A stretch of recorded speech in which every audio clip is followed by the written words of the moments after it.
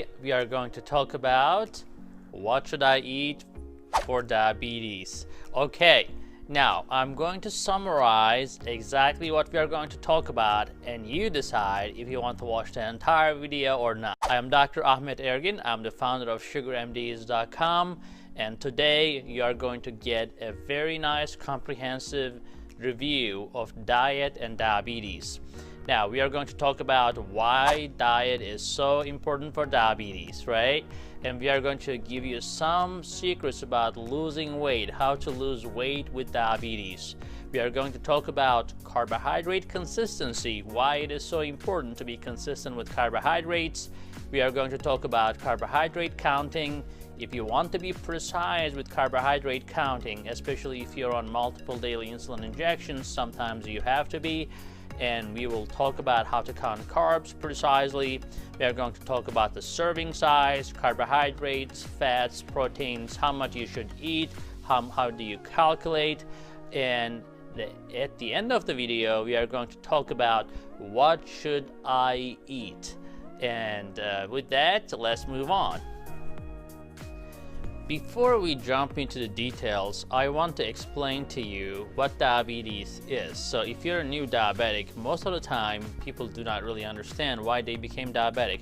Of course, genetic factors contribute to it, but the bottom line, especially for type 2 diabetics, right? So what happens is, in time, our body becomes insulin resistant. So insulin is the hormone that allows your body to utilize the glucose, which is the primary energy source.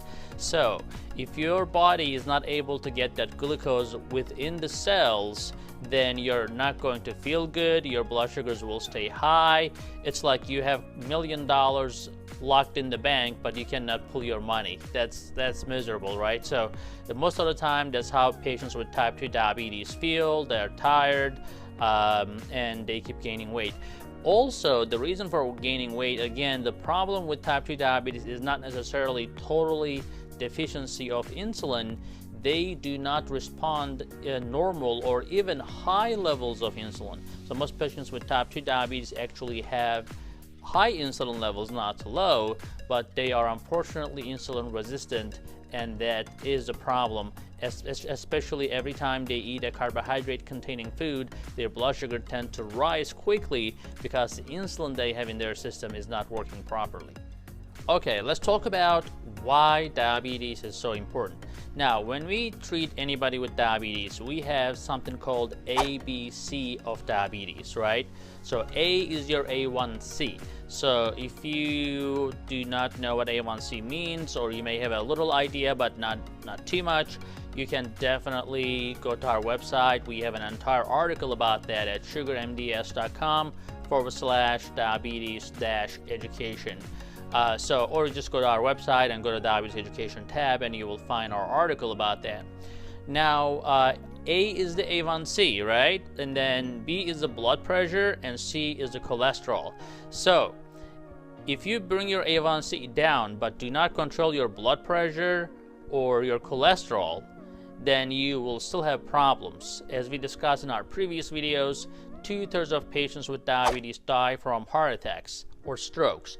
And these happen not just because of a high blood sugar, but they also have accompanying blood pressure and cholesterol problems. And every time your blood sugar is high, your blood pressure and cholesterol goal is even normal than a normal individual. So you may get hit with a blood pressure of 150/90 with diabetes way faster than somebody who does not have diabetes. Cholesterol is the same way. A normal cholesterol does not necessarily mean normal for a patient with diabetes. Their upper level is much lower when you have diabetes. So for example, the LDL cholesterol, the bad cholesterol, should be less than 100 for every diabetic. Although the upper limit of normal can go up to 160 when you run a blood test, it may look okay for a regular person, but when you have diabetes, your goal of LDL is much lower, because in the environment of high glucose, the cholesterol makes a bigger impact to block your arteries and cause a heart attack. So as a result, when we talk about diet for diabetes, we are not only targeting your blood sugar, but we are also targeting your blood pressure and then your cholesterol as well. Of course, the key to improve your ABC for diabetes is losing weight. So how do we really lose weight then, right? So I'm going to give you a quick formula in terms of how much calories you should eat, right? So that's a common question that I get from my diabetic patients is, doctor, how much should I eat? Now, of course, counting calories and counting carbs is going to be extremely useful, but if you don't know what you're counting to, then that's not really going to help you, right? So you can count your calories, but if you're counting your 5,000 calories every day, of course, there's too much. Everybody would know that. But if you don't know your personal goal, then you will never achieve the weight loss goals, which will improve your A1C, your blood pressure, and your cholesterol. Now, how do you determine how much you should eat to lose weight?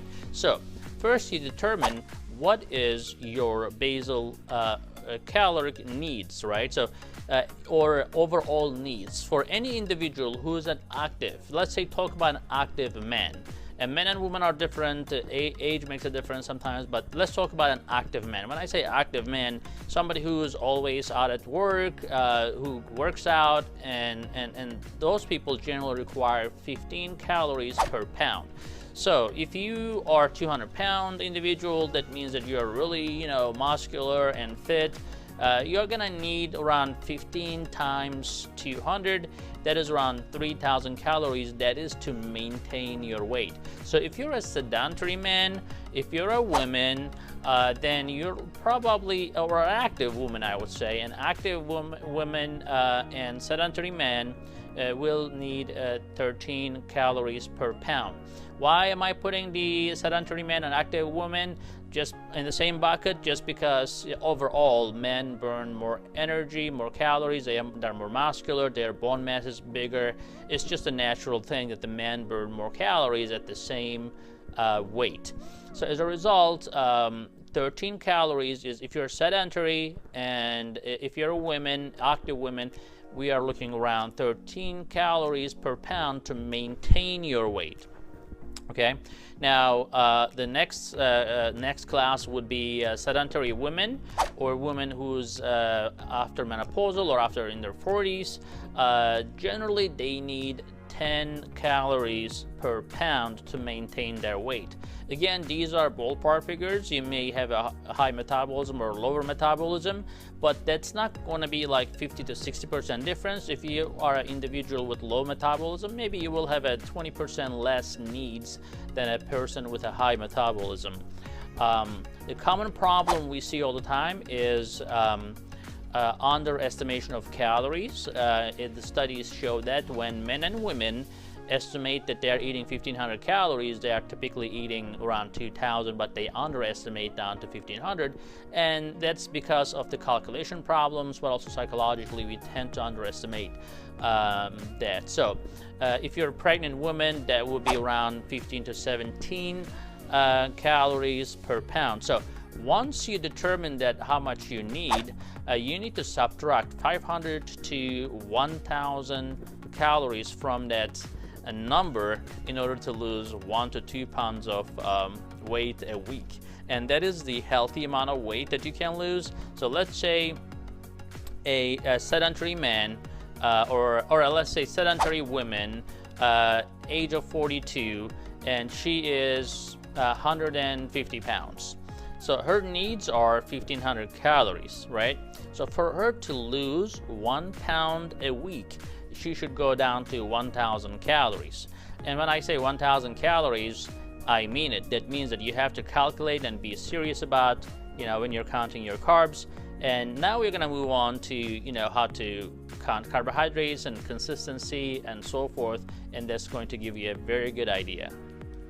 Okay, let's start with carbohydrate consistency and carbohydrate counting. The reason we emphasize carbohydrate consistency in a lot of individuals is if you know what is coming in, then your medications can be adjusted a lot easier, right? So if you are on, let's say, a glipizide or glyburide or glimepiride, when the doctors give you that medication, your insulin levels go up. So if you are not providing a steady amount of glucose to your system, then your blood sugars will drop. Now, doctors will give you a dose based on what they estimate your needs are.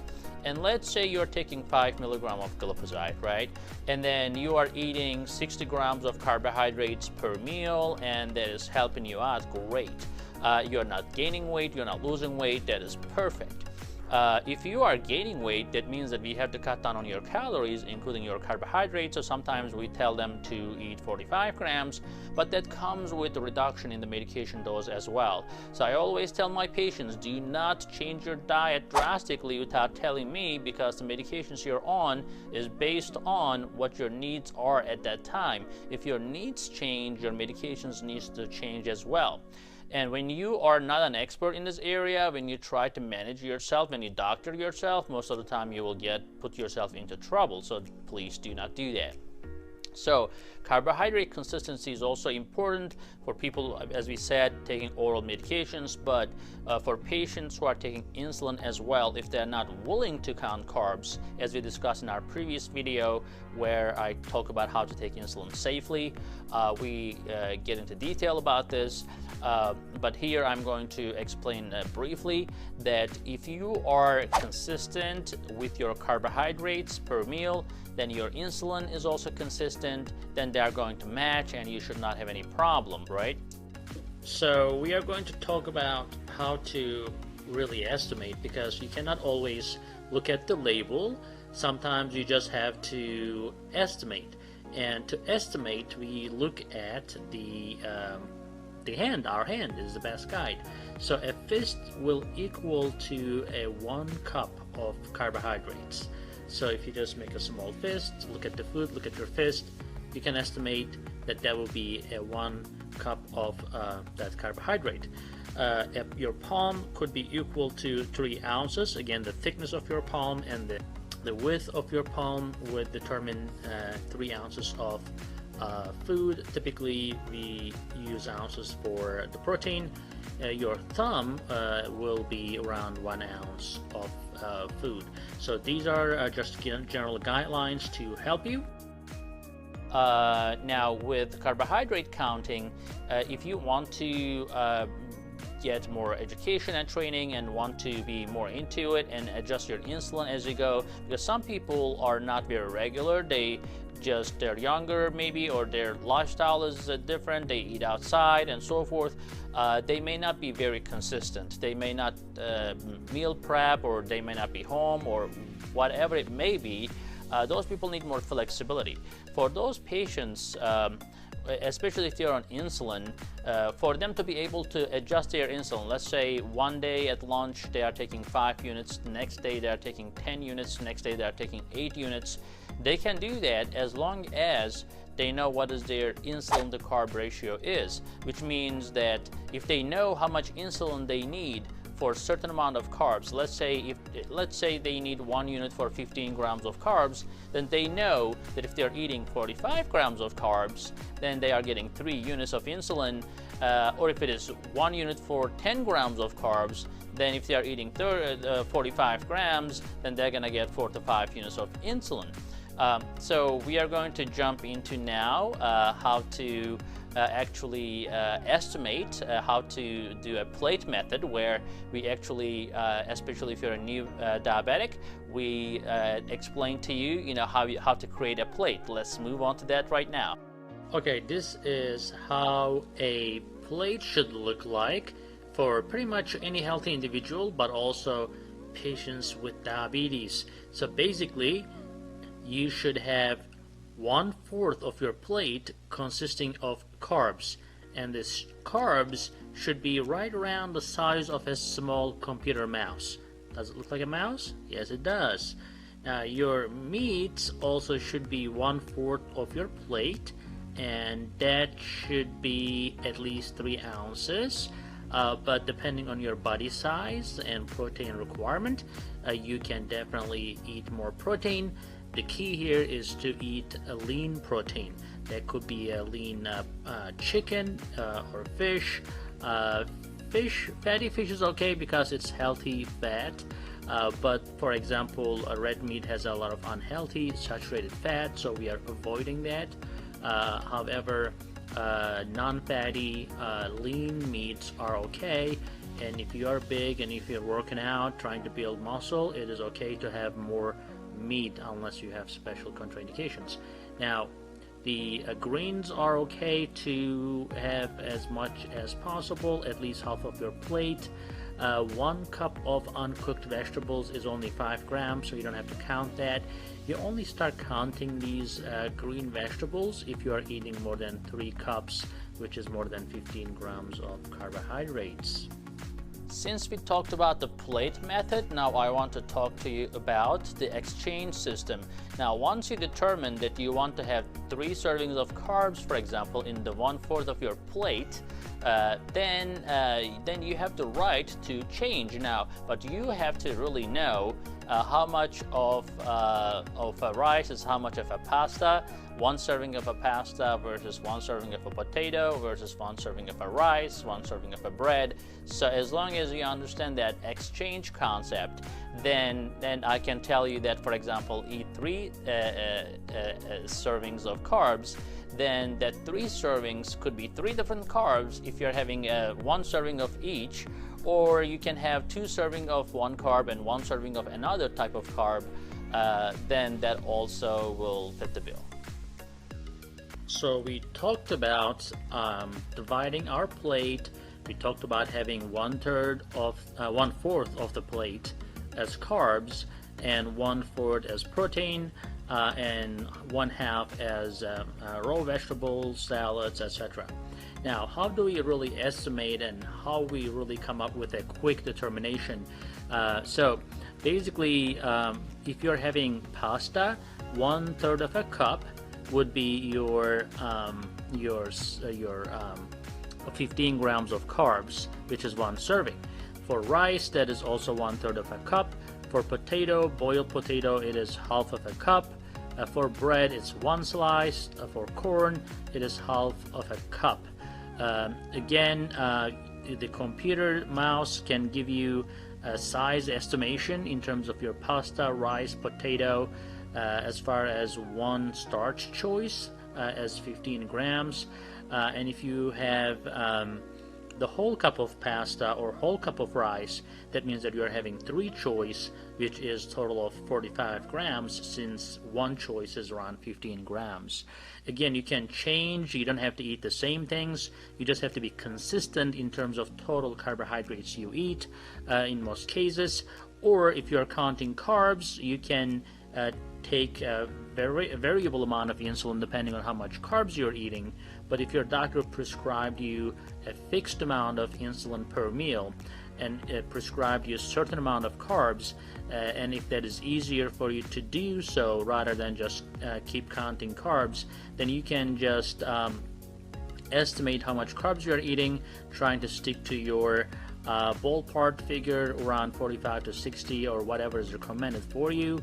And you can exchange pasta to rice, rice to potato, bread to corn, whatever you feel like eating. All you have to know is how much of that food is equal to 1 exchange, which is 15 grams of carbs. When it comes to your protein, this is your size of a deck of a cards that is basically telling you that's around 3 ounces. You can use your palm as we discussed, so that is another way of doing it. So palm of your hand is around 3 ounces, or you can just imagine a size of a deck of cards. So you can this could be chicken, this could be fish or beef, whatever it may be. For those people who actually want to precisely count carbs, it takes time and effort. Yes, sitting down with the educator helps, but the educator is not going to infuse the information to your brain and lock it in. So now I'm going to show you a table where you can actually see commonly eaten carbs, commonly chosen carbs by many of us.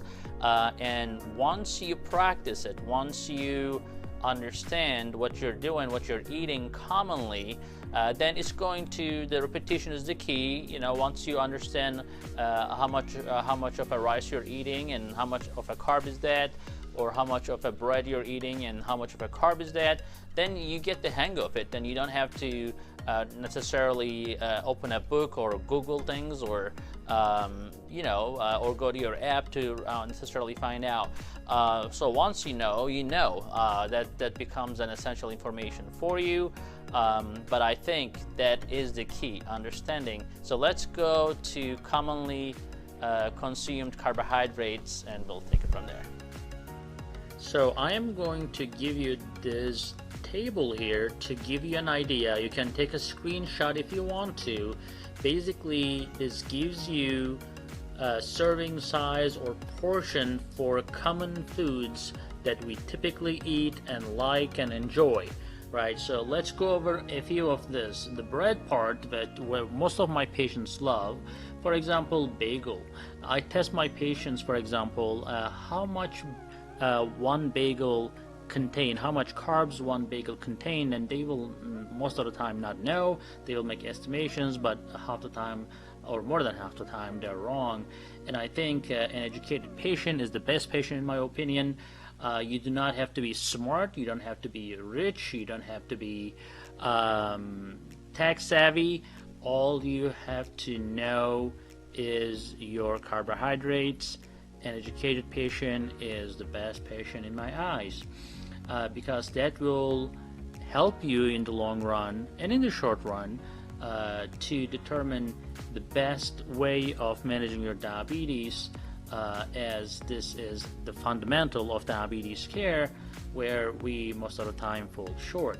Now, one bagel will be around 60 grams. Why? Because 1/4 of the bagel is around 15 grams, right? So that is our one serving is only 1/4 of a bagel. So if you're eating the whole bagel, you're eating 60 grams, right? So one serving is 15 grams, that the whole bagel will be 60 grams. If you look at bread, if it is a very reduced calorie, which is hard to find, but if you do, you can have 2 slices of those, more like a typical bread. If you look at the label, if the one serving is 15 grams, then it's 15 grams. If the one serving is 10 grams, it's 10 grams. You just need to know how much it is per slice. English muffin typically is 30 grams, the total thing, so half of that will be only one serving, which is your 15 grams. I don't want to call it one serving, because you do not just have to have just 15 grams, which is too little actually. So most of us will eat 45, 60, or 75 depending on your activity level. So as a result, as long as you know that half of an English muffin is your 15-gram exchange, then when you know that you're eating 2 English muffins, you're pretty much having 60 grams of total carbohydrates, or 4 servings of total carbohydrates. Your pancake is around 1. Your pita, 6 inches across, is if you're having half of that pita, that will be 15 grams. One plain roll would be 1 serving. A taco shell, 5 inches across, will be 2 serving, which is 30 grams. A tortilla is 1. A waffle is 1 if it is 4x4. Again, your cereals, your couscous, your granola, grits, pasta, you can find all these here for your information. I'm not going to go over it because that is really a long list here. Again, your fruits, a lot of people ask me, what should they eat? We have a separate video in terms of the fruits and how much fruits can be eaten and their serving size, etc. But if you look at here, for example, banana is a lot of people's favorite. A half a banana, around 4 ounces, will be your 15 grams. So if you're having a sizable banana, a full banana, then that will be around 30 grams of carbs. On the other hand, apple, 1 small apple will be 15 grams. Cherries, 12 of them will be 15 grams. 3 dates would be 15 grams, and so forth. Again, the fruits have different glycemic indexes, so you need to pay attention to that as well. My favorite fruits are blueberries, blackberries, And let's see, orange is good in terms of the glycemic index being low. Strawberries are good, raspberries are good. Watermelon is not that good, so you have to pay attention to that. Grapes are not that great. Honeydew is not good. These ones, when I say not good, I mean it's going to spike your blood sugar due to glycemic index. But bottom line, this is a good list, and you can definitely Google anything. If you just Google and say, okay, you know, whatever that could be, just write it down, let's say an apple, and just put a space and carbs. Google will pull up from millions of websites exactly what you're looking for and will pop up onto your face. And that is as easy as that. For people with smartphones, that's great. For our less tech savvy patients or older patients, I recommend them to carry a carbohydrate book, which is not that difficult. It is a small book, and as I said before, if you continue to practice that, you will be a pro, you'll be an expert. You will not have to look at carbohydrate content in an apple every day if you're eating apple every day, right? So you will be able to remember that, and that will make your life easier in time. Okay, finally we are going to talk about reading labels. So basically, if you are shopping and you have diabetes or not, I recommend everybody to know how to read labels. That is going to give you an idea what you're putting to your system. You could be an athlete, you could be a regular guy just like me, or you could be a patient with diabetes. Regardless of the fact that you should understand what you're eating in terms of total carbohydrates, fat, trans fat, saturated fat, protein, what you're eating makes your body and changes your health. So as a result, if you're diabetes, of course, you have to be more meticulous about this, but I'm going to go over right now how to read labels, and you will be a pro with practice. Okay, we will talk about reading the nutrition labels. Very, very important. If you make it a habit of reading the nutrition labels, you are gonna be a pro before you know it. So I do that. I don't have diabetes, but I'm a diabetes expert, and I feel like I have to know what I'm doing before I teach anyone else. And I think anyone who is fit and who's into health and fitness always look at the nutrition facts regardless of if they have diabetes or not. So when you have diabetes, that's an extra incentive.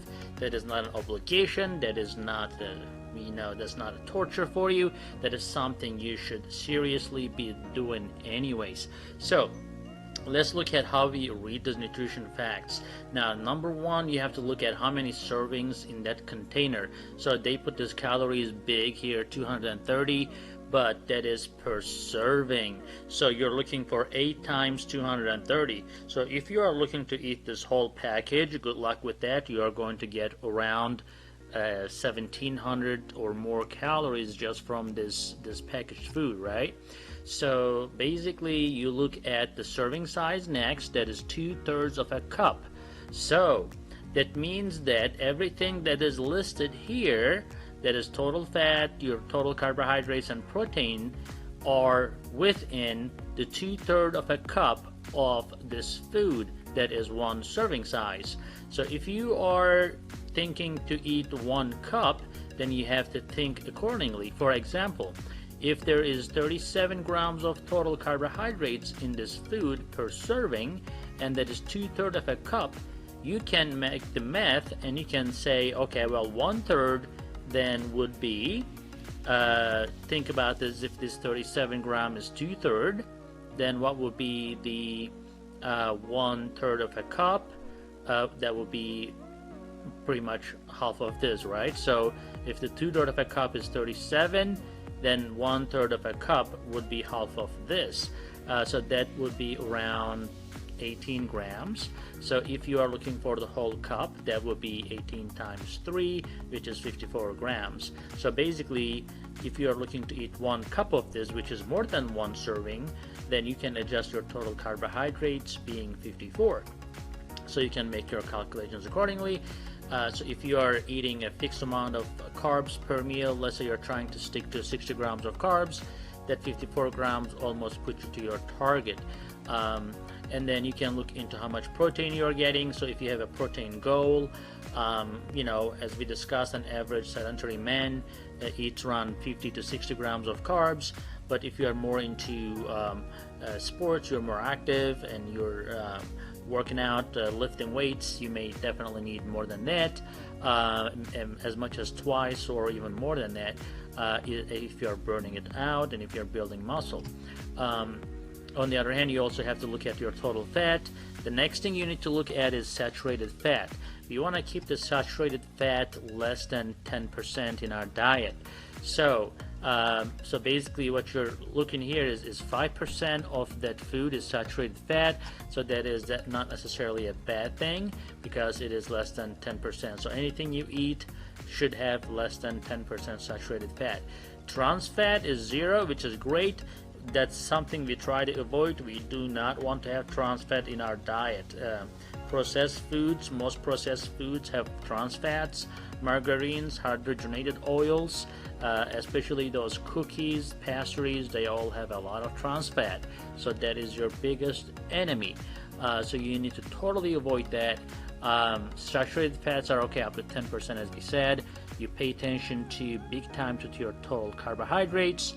Again, even when you buy rice or you buy bread, most things are in packages nowadays, and you just have to have a quick glimpse to see how much carbs they have per serving, and then you will figure it out. And then again, if you're buying same things again and again and eating again and again, which most people do and we all do, then you do not have to look at that, because you have something called memory, right? You will memorize this next time. Unless you are buying something totally different, then you will have to look at their nutrition facts. But if it is something that you already know, then that becomes easier and easier as you go along, as you pay attention to your nutrition labels.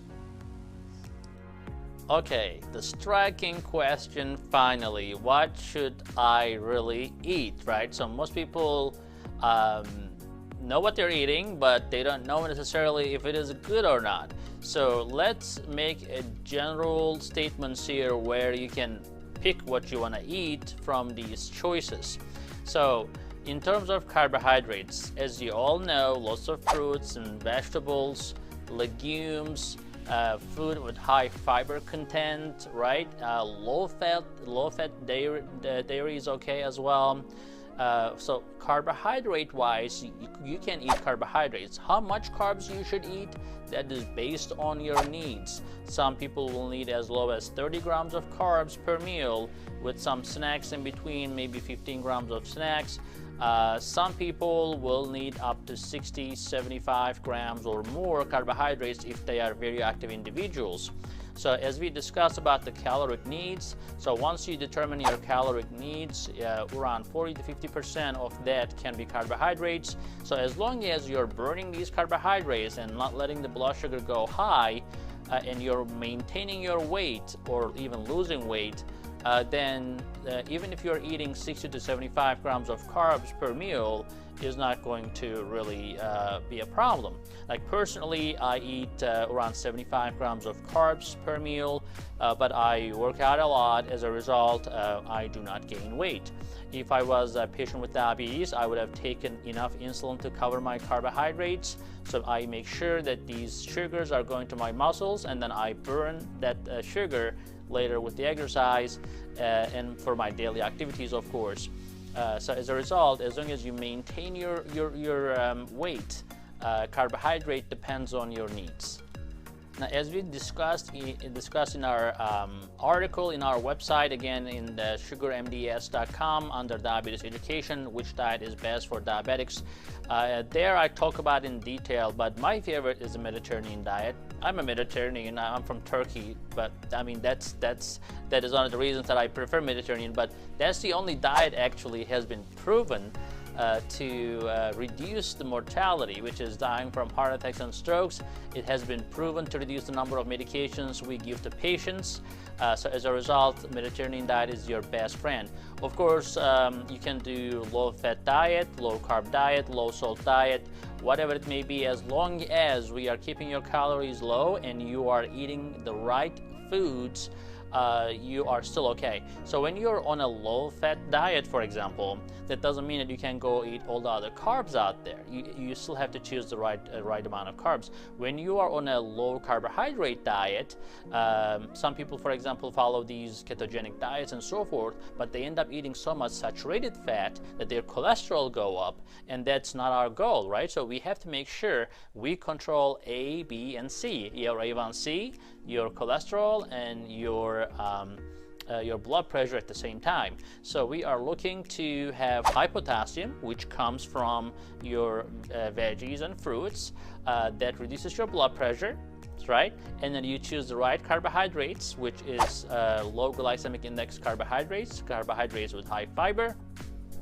That will help. And of course, when you are eating in a Mediterranean diet, for example, you eat carbohydrates, proteins, and fat. When you choose fat, you need to choose fat with very low saturated fat. So it is recommended to have less than 10% saturated fat in your diet.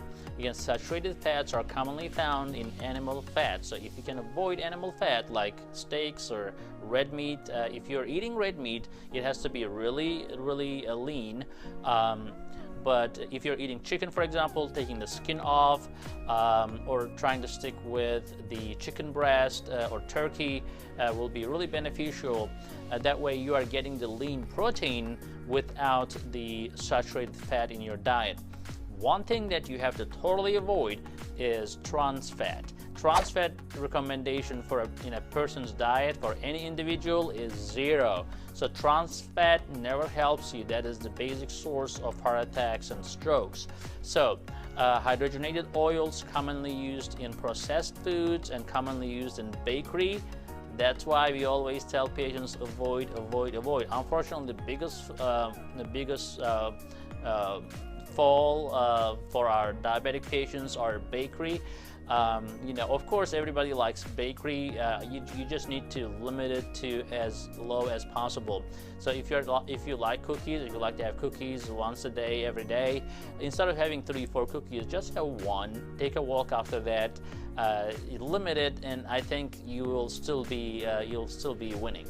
But if you can totally avoid it, that's gonna give you the best health ever. Now we talked about the carbohydrates, we talked about the fat content. You are looking for polyunsaturated fat, which are found in sunflower oil, canola oil, and olive oil, right?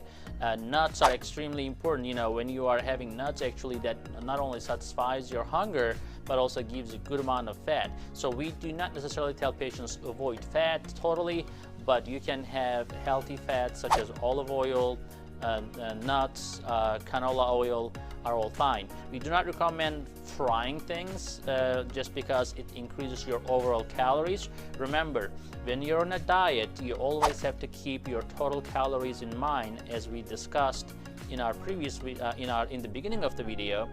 You have to always keep in mind how much calories you are getting. And when things are fried, their calorie count goes sky high. No matter how healthy the fat is, the overconsumption will still make you gain weight. And when you gain weight, you become insulin resistant, your cholesterol goes high anyways. So as a result, we have to keep our calories down, eat healthy fat, eat the right amount of carbohydrates, and the right carbohydrates. And when it comes to the carbohydrates, as we discussed, it needs to be low glycemic index. Try to keep your glycemic index below 60 in most of the carbohydrates you eat. Try to eat fiber in your diet. Around 25 to 30 grams of fiber is recommended in a person's diet. That includes patients with diabetes. And when you count your carbohydrates, it is okay to take the fiber off. So if you're having 45 grams of carbs, but there's 10 grams of fiber in that, it is okay to count as 35. We call that net carbs. So I hope that video was helpful to you, and if it is, please give a thumbs up and subscribe to our channel for many more videos to come so you don't miss anything.